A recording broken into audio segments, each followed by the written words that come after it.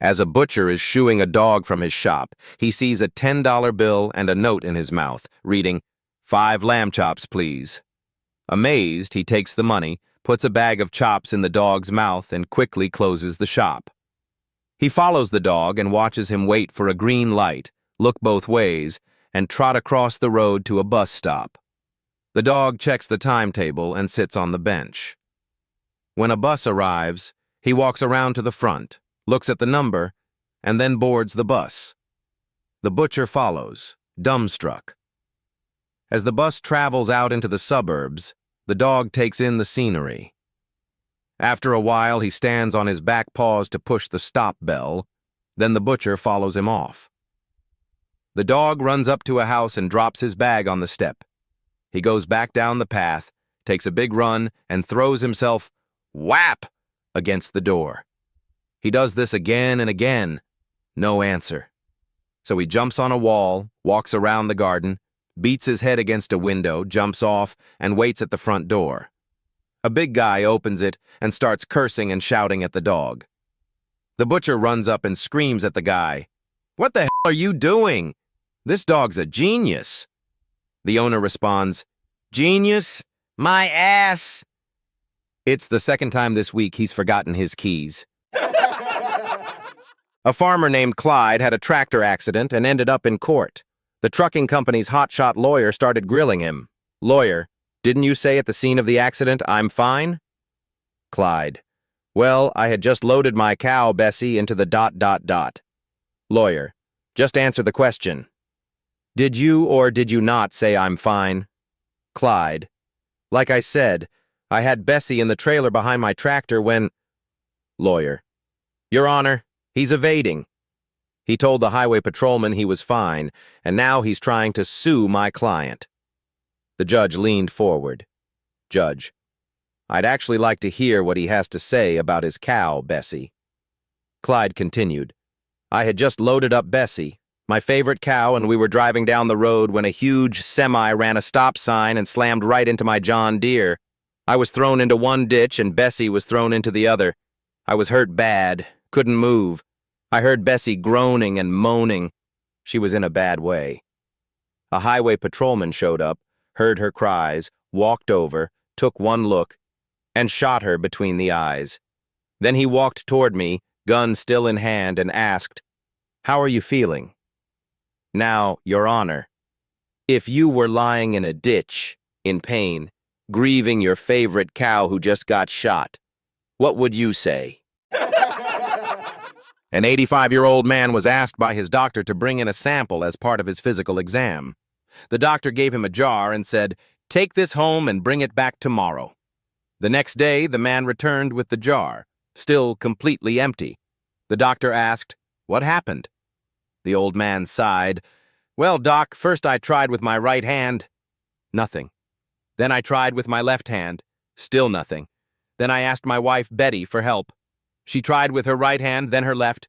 Nothing. She even tried with her mouth, teeth in, teeth out. Still nothing.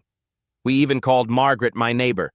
She tried too, both hands under her arm, even squeezed it between her knees. Still nothing." The doctor gasped. "You asked your neighbor to help?" The old man shrugged. "Yep. No matter what we did, none of us could get the lid off that darn jar." Two older couples decide to go out for dinner. The two husbands sit in the front seat, and the two wives in the rear. The driver asks, "Where should we go?"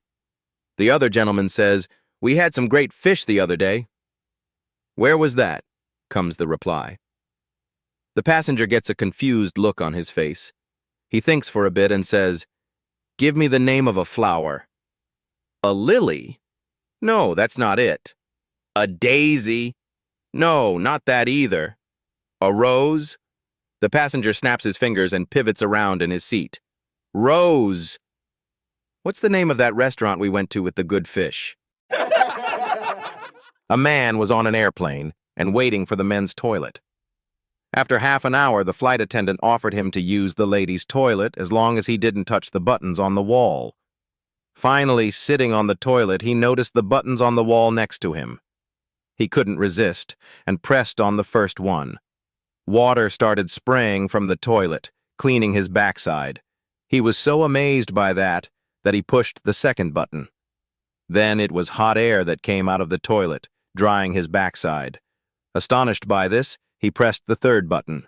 Powder popped out, leaving his buttocks soft and smelling good. He finally looked at the last button. The letters ATR were inscribed on it, so he pushed it. Smack bang. He woke up in a hospital to a nurse. He said to her, "How on earth did I get here?" She said, "You were on a plane and pushed the buttons you were told not to. And the ATR button stands for automatic tampon remover, and by the way, your p is in a jar beside the bed." Some time ago, there was this artist who worked from a studio in his home. He specialized in nudes and had been working on what he thought would be a masterpiece for several months now. As usual, his model reported, and after exchanging the usual greetings and small talk, she began to undress for the day's work.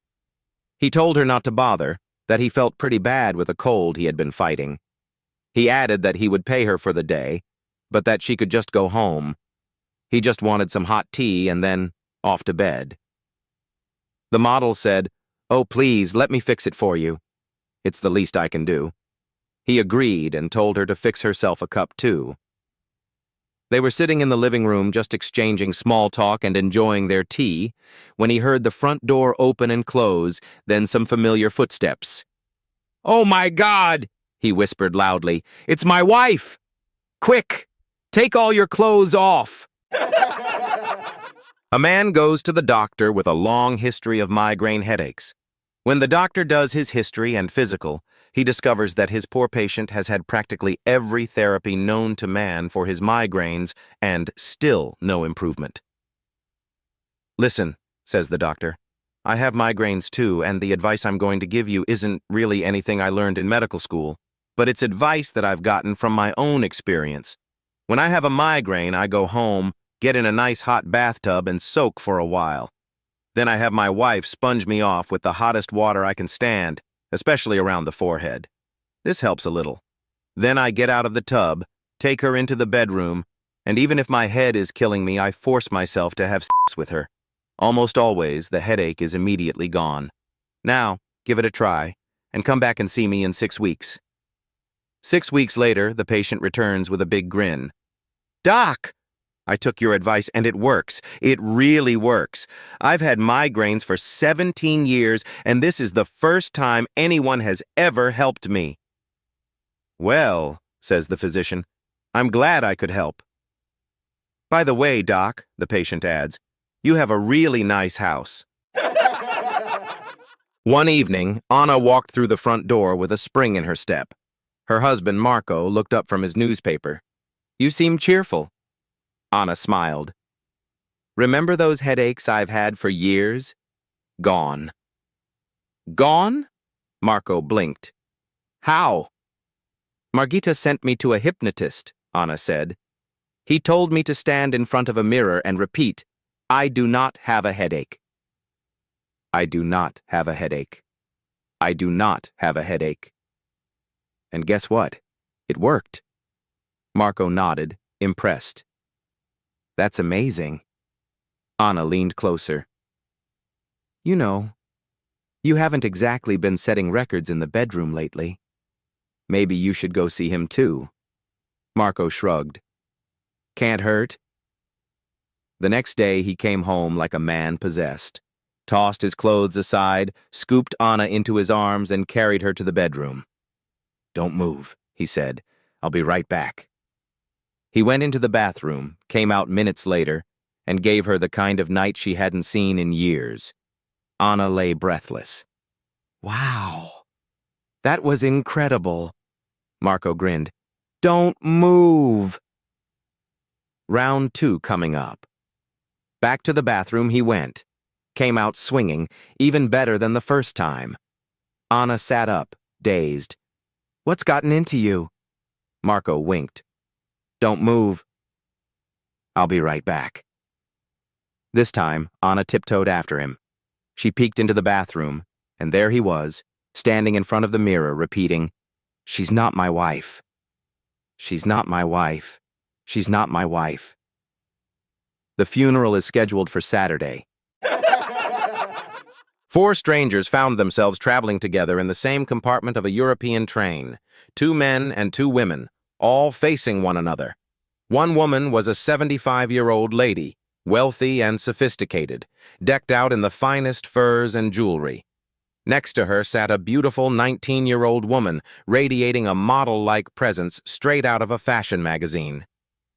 Across from the older lady sat a man in his late 40s, a highly decorated sergeant major in the Army. And next to the sergeant major sat a young private, fresh out of boot camp. As the four chatted about trivial things during the ride, they suddenly entered an unlit tunnel, plunging the compartment into complete darkness and silence. Then, a distinct kiss broke the quiet, followed by a loud slap that echoed throughout the cabin. In the awkward silence that followed, each of the four strangers was lost in their own thoughts. The older lady thought, "How wonderful it is that, even in this permissive age, there are still young women who have enough self-respect and dignity to avoid such behavior." The young woman, puzzled, wondered, "Why would any man want to kiss an old fossil like that when I'm sitting here?"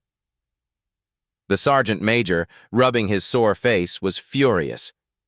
"How dare anyone think that I would try to sneak a kiss in the dark? This is beyond ridiculous." Meanwhile, the young private, grinning from ear to ear, thought to himself, "What a crazy world this is, where a private can kiss the back of his hand and then smack a sergeant major in the face and get away with it." So, a priest is sitting on the bus when a disheveled man comes on, staggers up the aisle, and flops down on the seat next to him. The man smells like a brewery, has lipstick marks all over his neck and face, and a half-drunk bottle of gin sticking out of his pocket. The man proceeds to open his newspaper and starts reading it. After a couple of minutes, the man says to the priest, "Say, Father, what causes arthritis?" The priest, clearly annoyed, replies, "Mister, it's caused by loose living, drinking too much alcohol, going with cheap, wicked women, and not caring about your fellow man." The drunk stares for a second, then says, "Wow, I would never have thought that." The priest, thinking about what he has said and feeling he acted in an unchristian manner, nudges the man and says, "I did not mean to sound so strong. How long have you had arthritis, my son?" The guy turns to the priest and says, "Oh, I don't have it, but I'm just reading in the newspaper that the Pope does." The scene is set in a suburban backyard during daylight. In the foreground, there is a large, freshly dug, circular hole in the ground. 5 uniformed law enforcement officers are inside and around the hole, actively digging and sifting through the soil with shovels and small sieves, as if searching for something. To the left of the hole, an elderly man with white hair and a beard sits comfortably in a chair, holding a cup and smiling, completely relaxed. He seems unconcerned by the intense digging happening just a few feet away. Behind him, a small sign planted in the ground reads, "Papa's Tomatoes." In the background, the yard is fenced, and beyond it are suburban houses with well-kept lawns. A black vehicle marked FBI is parked on the street, partially visible behind the fence. The atmosphere is surreal and humorous, as the serious official activity contrasts sharply with the casual, calm demeanor of the elderly man. Overall, the image gives the impression of a staged or comedic scenario, likely referencing the classic joke about the elderly Italian man planting tomatoes and involving authorities in a misunderstanding. A burglar broke into a house late one night. He clicked on his flashlight and started rummaging around for valuables. Suddenly, out of the dark, a voice said, "Jesus knows you're here." The burglar nearly had a heart attack. He switched off the flashlight and froze. Silence. After a few minutes, he shook it off and kept searching. Then he heard it again. "Jesus is watching you." Now completely freaked out, he swung the flashlight beam around the room until it landed on a parrot sitting in a cage in the corner. "You said that?" the burglar hissed. "Yep," the parrot replied. Just giving you a heads up. He's watching." The burglar exhaled in relief. "Warn me? And who exactly are you supposed to be?" "Moses," said the bird. "Moses?" The burglar burst out laughing. "Who on earth names their parrot Moses?" The parrot tilted his head and answered calmly. "The same people who named their Rottweiler Jesus." When Bill turned 65, he decided it was time to retire and enjoy life. But after just a few months of him being home all the time, his wife was losing patience. "Bill, you need to find a hobby. Join a club, do something. Just get out of the house," she insisted. Wanting to keep the peace, Bill went out for a few hours and returned home feeling quite accomplished. "So, what did you do today?" his wife asked. "Oh, I went to the park, hung out with some guys, and guess what? I joined a parachute club." "A what? Are you out of your mind? You're 65 years old and you're jumping out of airplanes?" "Yep. Look, they even gave me a membership card." His wife snatched the card from his hand, squinted at it, then gasped. "Bill!" "You idiot! This says prostitute club, not parachute club." Bill's face turned pale. "Oh no. Now what do I do? I already signed up for 5 jumps a week." 4 strangers found themselves traveling together in the same compartment of a European train. 2 men and 2 women, all facing one another. One woman was a 75-year-old lady, wealthy and sophisticated, decked out in the finest furs and jewelry. Next to her sat a beautiful 19-year-old woman, radiating a model-like presence straight out of a fashion magazine. Across from the older lady sat a man in his late 40s, a highly decorated sergeant major in the Army. And next to the sergeant major sat a young private, fresh out of boot camp. As the 4 chatted about trivial things during the ride, they suddenly entered an unlit tunnel, plunging the compartment into complete darkness and silence. Then, a distinct kiss broke the quiet, followed by a loud slap that echoed throughout the cabin. In the awkward silence that followed, each of the 4 strangers was lost in their own thoughts. The older lady thought, "How wonderful it is that, even in this permissive age, there are still young women who have enough self-respect and dignity to avoid such behavior." The young woman, puzzled, wondered, "Why would any man want to kiss an old fossil like that when I'm sitting here?" The sergeant major, rubbing his sore face, was furious. "How dare anyone think that I would try to sneak a kiss in the dark?